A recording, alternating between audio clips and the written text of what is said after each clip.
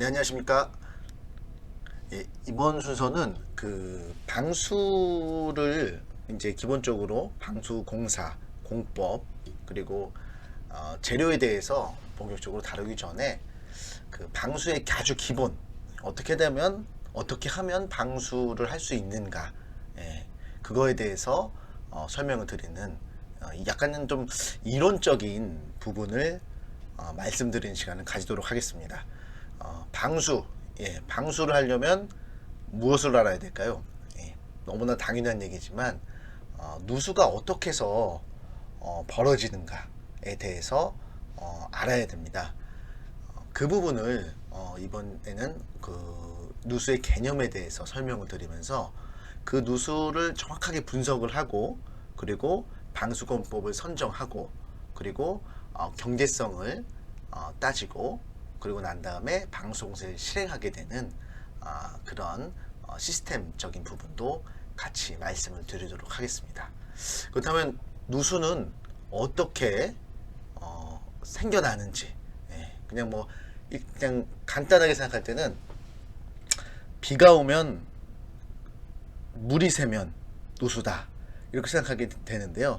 이것을 약간 개념적으로 표현하게 되면 바로 이렇게 됩니다.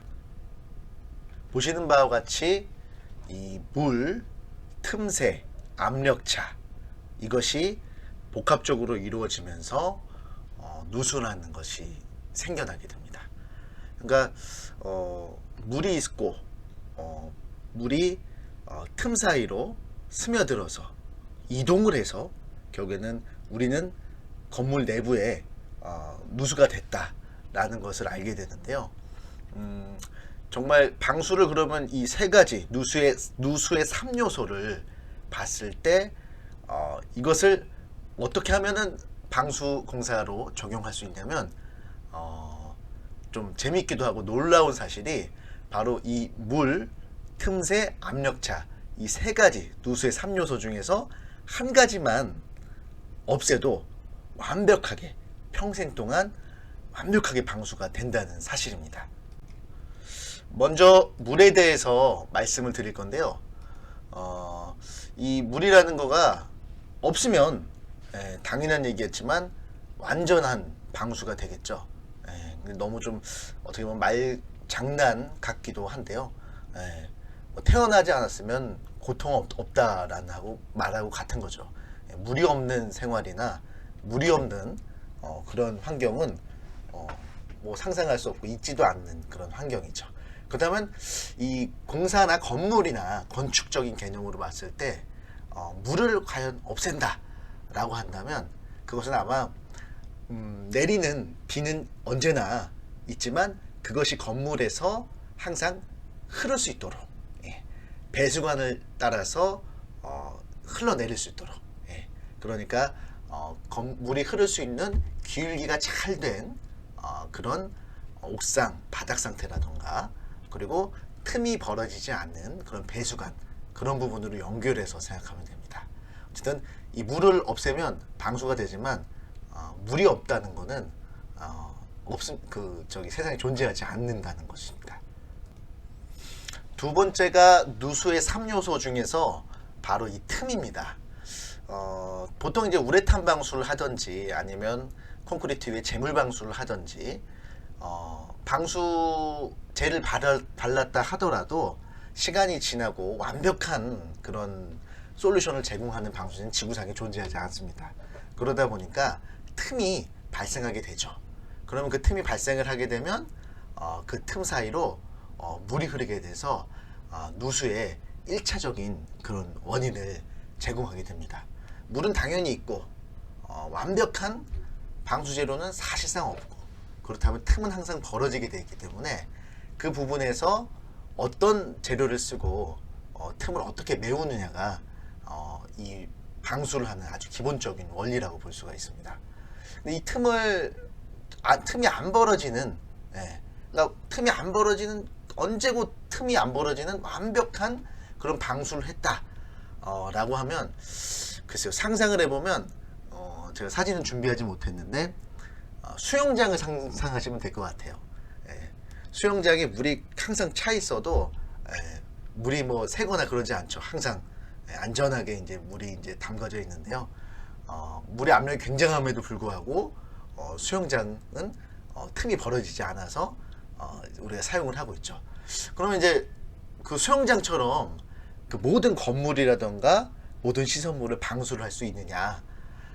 사실 가능한 얘기긴 하겠지만 과연 이 부분이 경제성이 얼만큼 있느냐? 사실 그렇게 하는 건물은 거의 없다고 보는 게 맞는 것 같아요. 예를 들자면 KTX의 빠르기로 전철을 다 통과시킬 수 없는 것 같은 그런 이치라고 볼 수 있는데요. 어쨌든 그렇기 때문에 좋은 방수 재료를 틈이 잘 안 생기고, 또한 만약에 생길 수밖에 없다면 이 틈에 대한 유지 관리를 잘 할 수 있는 그런 방수 재료를 찾는 것이 아주 굉장히 합리적인 선택이라고 생각을 합니다. 그래서 방수의 개념에서 두 번째 사항, 바로 이 틈에 대해서 잘 생각을 하면 좋을 것 같습니다. 그리고 마지막으로 세 번째 누수의 3요소가 바로 압력차입니다. 이 압력차는 뭐 내용이 좀 어렵게 생각이 될 수도 있는데, 물이 있더라도 물은 흐르지만 않으면 이게 누수가 안 되겠죠. 그러니까 압력차는 물이 이동성이라고 생각하면 이해가 편할 것 같아요. 실제로 압력에 의해서 물체가 이동하거나, 뭐 예를 들자면 기압에 의해서 기압이 높은 곳 낮은 높은 곳으로 이동하게 되면서 모든 것의 압력은 이제 이동성이라는 것을 이제 우리에게 주어지게 되는데, 물 같은 경우도 틈이 벌어지고 물이 있다고 해도 이것이 이동하지 않는다면 누수는 벌어지지 않겠죠. 그러면 이제 역시 이것도 압력차를 완전히 없애면 누수는 절대로 벌어지지 않습니다. 왜냐하면 물이 흐르지가 않으니까요. 근데 우리가 대기권에 있고 우리가 이렇게 항상 이렇게 압력을 받고 이렇게 생활하고 이런 걸 생각해서 봤을 때 이거 약간 추상적인 개념이긴 한데 뭐 없앨 수가 없는 그런 사안이라고 보면 됩니다. 그렇다면 이 방수를 한다. 방수를 앞으로 방수공사를 진행을 한다 라고 한다면 이러한 누수의 3요소 물, 틈새, 압력차 중에 한 가지의 상황만 빼면 그 정말 앞으로 완벽하게 방수를 그렇다면 이제 방수공사에 적용을 한다면 그렇다면 이제 방수공사에 완벽하게 적용을 한다면 물 없을 수 없죠. 압력차 없을 수 없죠.